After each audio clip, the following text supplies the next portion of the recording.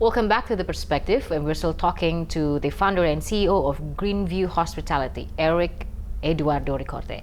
Eric, the government, Indonesian government, have a very ambitious target, but I think it's not a target that Indonesia cannot achieve. By 2020, they want 20 million foreign tourists to come in, and with that, Jokowi has instructed 10 new locations to be developed here in Indonesia. What would you say in hospitality player or consultant point of view, what Indonesia must focus on aside from infrastructure to ensure that this target is met by the deadline? So I actually don't think Indonesia will have any trouble. Barring any world global calamities, I don't think there's going to be any trouble in meeting that. That's a good outlook. I think what people are not realizing is that so if tourism is set to grow to 1.8 billion international travelers by 2030, right? And considering where the market's for, I mean, that's a doubling essentially in some markets, right? We see so much new markets, so much growth in this. So I don't think Indonesia is going to have any trouble. For example, the Chinese international traveler, in 2012, the UN predicted that by 2020, they would have 100 million outbound. Now they're predicting 200 million by 2020. Right. So if you just go on that trajectory, just for one new market growing, I think we're going to be fine. So it's not about reaching the 20 million. I think that's going to go. It's, are you getting the right 20 million? And are they, one, contributing enough to the economy?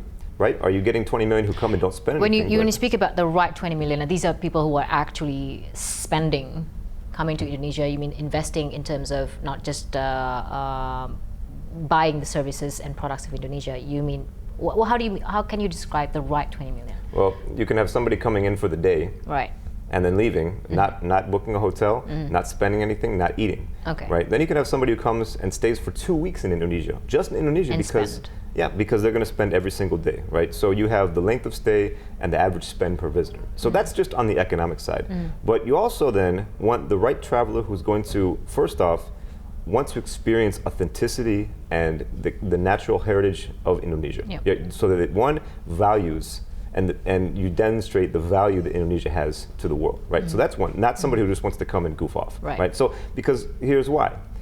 Travel and tourism can generate negative impacts. But if you have travelers who are interested in making positive contributions to the economy and to the culture, right, then you can actually generate positive value from the visitation. So that's what we're going to see in the future. It's not about reaching those numbers. It's what can those numbers do to help actually positively impact. So, for example, is it going to be known that, well, when we go travel to Indonesia, we're flying to, for Indonesia, we're staying, we're consuming a lot of resources, we're, burning a lot of energy, a lot of carbon emissions, so maybe we're going to feel bad about traveling to Indonesia. Right. Or is there going to be a program in place to say, well, by traveling to Indonesia, our emissions and our footprint is offset through a reforestation or forest protection program for, for Indonesian rainforests that then benefits local communities. So by going to Indonesia, we help protect the planet, we help protect its resources and preserve its culture to make them feel good about visiting.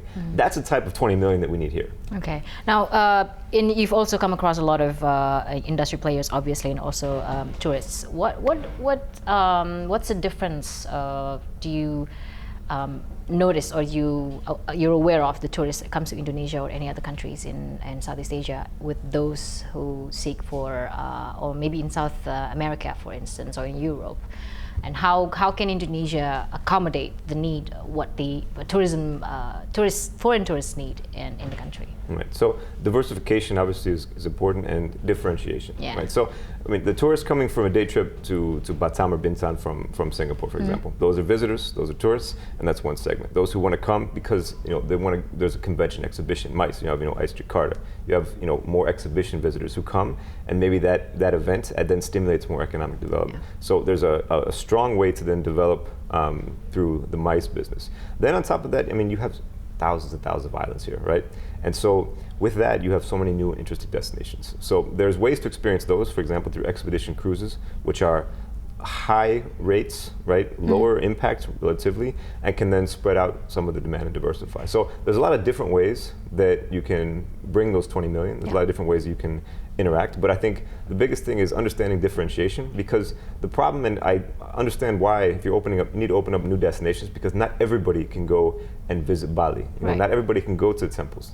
You need to diversify the way people experience Indonesia, and you've got a huge country here that can do so much. Yeah.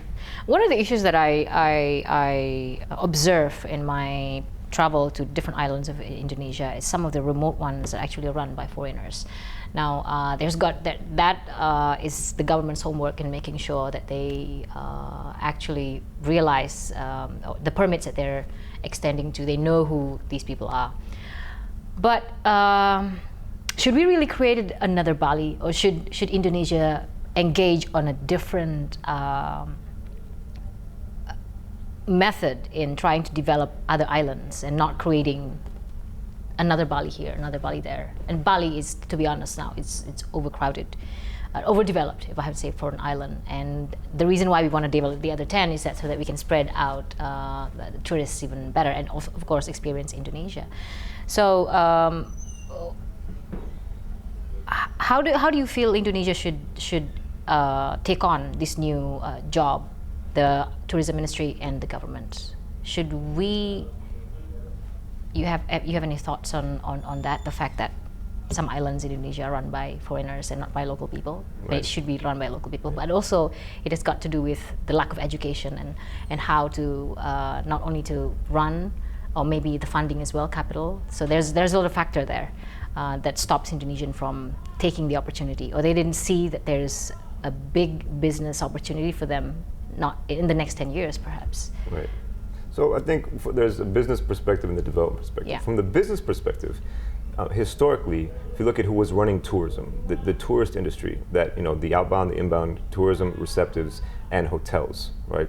That was a lot of, that was in the hands of foreigners, right? You didn't have much of the capacity domestically, not just in Indonesia, but in a lot of countries. You didn't have hotel brands, you didn't have operators, you didn't have local businesses that can do this. Now you have 50 homegrown brands, hotel brands in Indonesia now. You have capital, you have people looking at this investment and so forth, that's homegrown. And so now there's in terms of the business perspective, there's opportunities to have money stay within the economy. I mean, this is the leakage factor that we're looking at, which is why it's important. You want money that comes in to stay in Indonesia, or if you want money to come into Bali, to stay in Bali.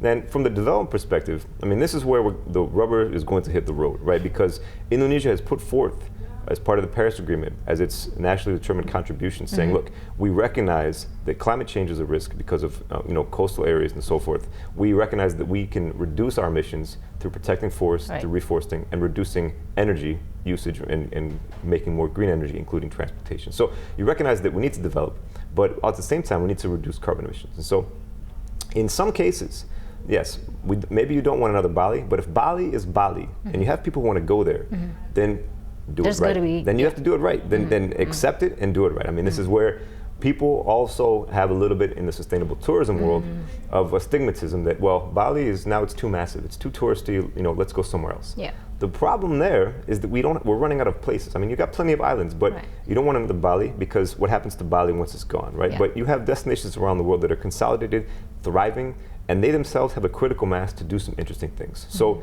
let Bali grow responsibly, but are there then things that Bali can be doing across its infrastructure, across its sector to help go through? I'm going to give an example. Yeah. So there, and this is just one tiny example, but you have a company, an organization called Clean the World. Okay. So what they do is they take soaps, leftover bathroom soaps and shampoos from a hotel, and then they then collect them. They then put them in a central facility, boil them down, make new soap, and then give it out to impoverished communities across the world. Okay. So it's an amazing project, because first, the housekeeping staff of hotels then see that their contribution makes a difference, because they're actually able to go, and a lot of times it goes to the places they come from. And less guilt at throwing away whatever leftover soap, because they know it's going to be processed and Exactly, and you have thousands of hotels across the world doing this now. Yeah. That program was started in Orlando.